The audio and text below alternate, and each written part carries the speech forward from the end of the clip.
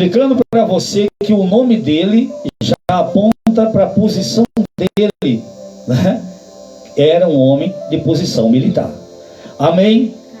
Este homem também não era só um homem de posição, ele também era um homem de boas obras. Louvado seja Deus. Este homem era um homem de posses, aleluia, de um coração bondoso e generoso.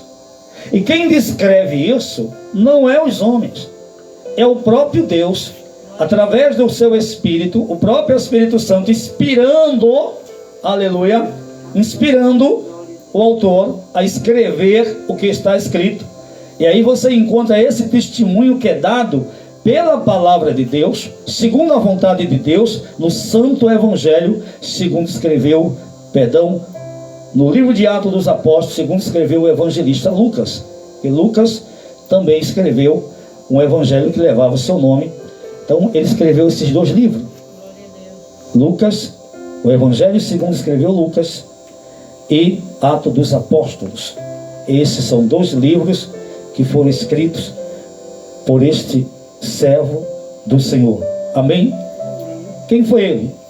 Missionário, médico, né? Alguém que esteve ali com o apóstolo Paulo no campo missionário, ajudando Paulo a levar adiante a pregação do evangelho, como também cuidando do próprio apóstolo em suas necessidades físicas. Amém? Glória a Deus. Queridos, o que é que nós vamos observar? Centurião Cornélio. Outra coisa, este homem, ele não era judeu, mas ele admirava o povo judeu. Ele admirava os crentes. Você está entendendo? Na verdade, ele amava os crentes. Porque há relato de que o homem, louvado seja Deus, havia, edificado, bendito seja Deus, uma congregação com seu próprio dinheiro do seu próprio bolso, para abençoar o povo de Deus. Então este homem, ele amava o Deus de Israel e amava o povo de Deus. Irmãos, como Deus não iria agraciar um homem desse quando ele o buscasse? Como Deus não ia responder? Entenda bem, ele não era judeu, ele era gentil. Amém? Mas mesmo ele sendo gentil, como eu e você. E que é gentil, pastor? Gentil são aqueles que não são judeus. Diz respeito à nossa nacionalidade. Amém? Então todo aquele que não é judeu é gentil. Amém? Glória a Deus. Então entenda bem, este homem, por que falar disso, pastor? Porque a lei foi dada a Moisés. A lei foi dada a Moisés, se você entende aí, para você entender. Como foi dada a Moisés, era dever da nação de Israel, dever cumprir toda a lei que lhe foi dada. Agora entenda, a lei não foi dada aos gentios, foi dada à nação de Israel. Então quem tinha o completo dever de cumprir e honrar a lei era a nação de Israel. Entenda bem isso, amém? Agora a lei que foi dada a Israel apontava, e também estava escrito, bendito seja Deus, na lei, que Deus também salvaria os gentios pelo seu filho que viria no devido tempo, segundo a sua promessa. E quando ele viesse, todas as nações seriam alcançadas pela graça de Deus, segundo Deus havia prometido a Abraão, patriarca, fundador da nação judaica. Amém? Amém. Você está entendendo isso? Está tudo ligado. Então não era só os judeus que seriam abençoados, não é só o povo judeu que é uma nação privilegiada, não. Nós também estamos agora desfrutando desse privilégio de sermos chamados povo de Deus, por causa do plano redentor de Deus, por causa daquilo que Ele realizou na pessoa do seu Filho Jesus Cristo, na cruz do Calvário. Aleluia. Por isso o próprio apóstolo Paulo, escrevendo aos Romanos, no capítulo 1, versículo 16, o apóstolo Paulo afirma estas palavras: eu não me envergonho do Evangelho, porque é poder de Deus e salvação, disse Paulo, para todo aquele que crê. Ora, se alguém ouve o Evangelho e crer no Evangelho, essa pessoa é salva segundo o plano de Deus em Cristo Jesus. E foi o que Jesus disse para Nicodemos no capítulo 3 do Evangelho de João, aleluia, capítulo 3, versículo 16: porque Deus amou o mundo de tal maneira que deu o seu Filho unigênito para todo aquele que nele crê não pereça, mas tenha vida eterna. Aleluia! Então, olha bem, crer em Jesus, reconhecer como Filho, confessá-lo como Senhor e Salvador da sua vida, lhe dar vida eterna com Deus, traz para a sua vida as bênçãos espirituais da parte do Senhor. Então entenda, Cornélio era um homem bom, bondoso, dava esmolas, era um homem piedoso, generoso, ajudava de coração. Ele tinha boas obras, e o anjo que veio visitar Cornélio, respondendo à oração dele, louvado seja Deus, disse para ele: as tuas esmolas estão diante de quem? Diante de Deus.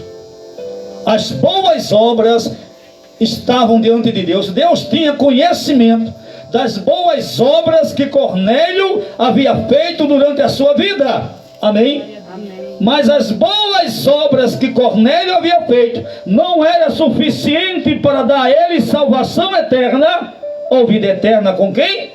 Com Deus. Eita, Pai. Glória a Deus. É o que, pastor? A gente não tem mania de dizer assim: fulano é tão bonzinho, né? É uma pessoa boa. É o julgamento nosso. Mas me responda aqui. Me responda. Biblicamente. Deus, biblicamente, olha para cá. Deus criou o ser humano para praticar o mal ou para fazer o bem? Aí que está. O propósito original de Deus conosco é esse: a prática da justiça, daquilo que é. Toda vez que eu e você faz algo bom, faz aquilo para o qual você foi feito. Que mérito você espera receber por aquilo que você fez, se você existe exatamente para aquilo ali? Para fazer o bem, para fazer o que é bom, para fazer o que é certo. Louvado seja o nome do Senhor. Então entenda, pelas obras ninguém é salvo.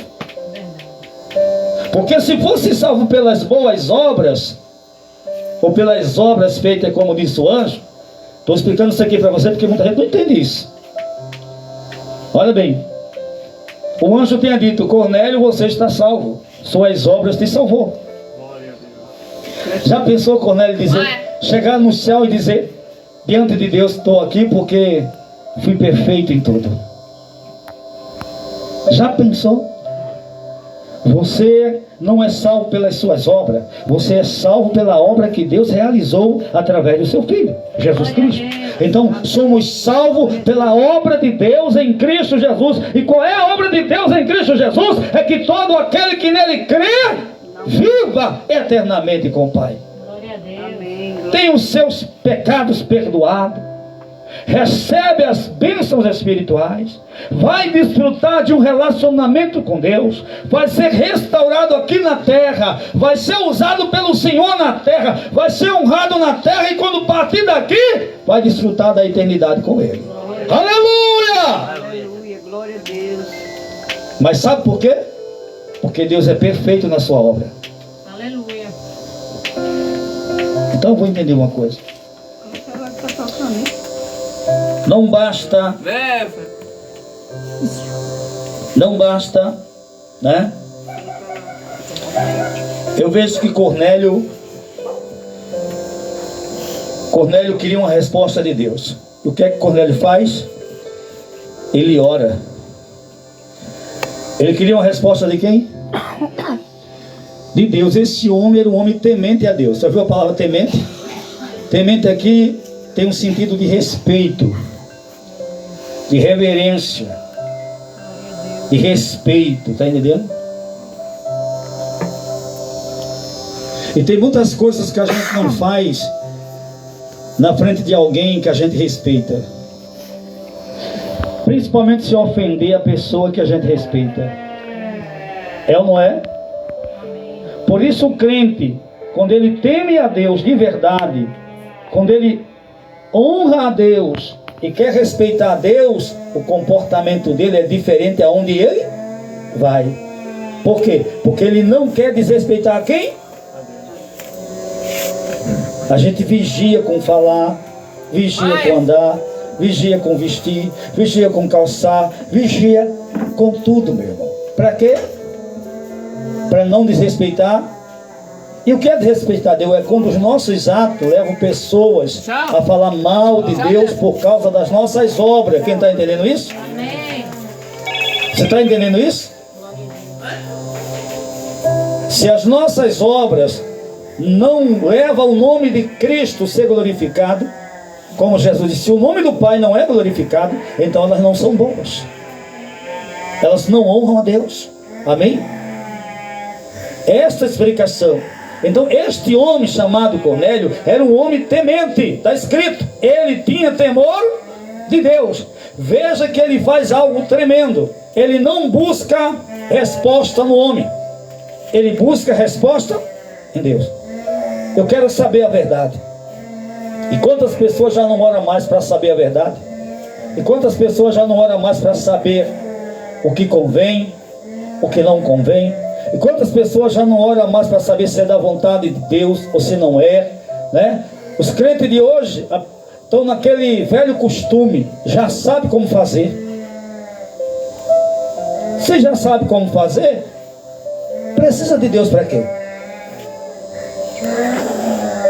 Porque quando a gente não sabe como fazer e a gente quer o caminho certo, a direção certa, o conselho certo de uma pessoa digna de confiança, aí a gente faz como Cornélio. Aí a gente jejuma uma hora e bota o joelho no chão e abre campanha de oração para esperar uma resposta de quem? De Deus.